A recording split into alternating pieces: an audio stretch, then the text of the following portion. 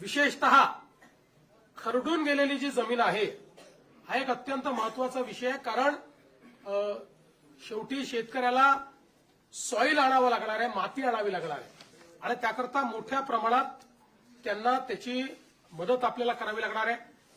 आणि म्हणून आपण हा निर्णय केलेला आहे की 47,000 रुपये हेक्टरी त्यांना कॅश कॉम्पेन्सेशन आणि 3 लाख रुपये हेक्टरी हे नरेगाच्या माध्यमातून आम्ही त्यांना देणार आहोत। म्हणजे जवळपास 3.5 लाख रुपये हेक्टरी हे खरडून गेलेल्या जमिनीकरता शेतकऱ्यांना उपलब्ध करून देण्याचा निर्णय हा आपण या ठिकाणी घेतलेला आहे।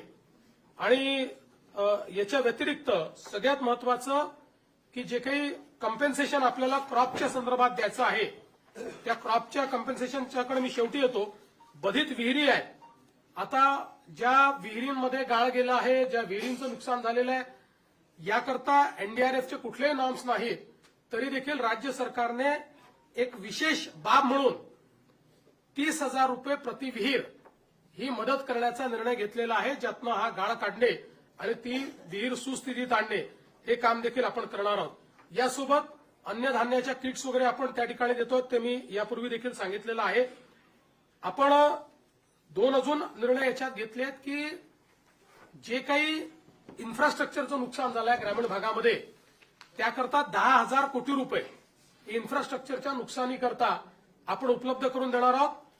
डीपीसी मध्येही 5% अशा प्रकारे पूरग्रस्त भागातल्या कामाकरता आपण जवळपास 1,500 कोटी रुपये हे आपण उपलब्ध करून दिलेले आहेत।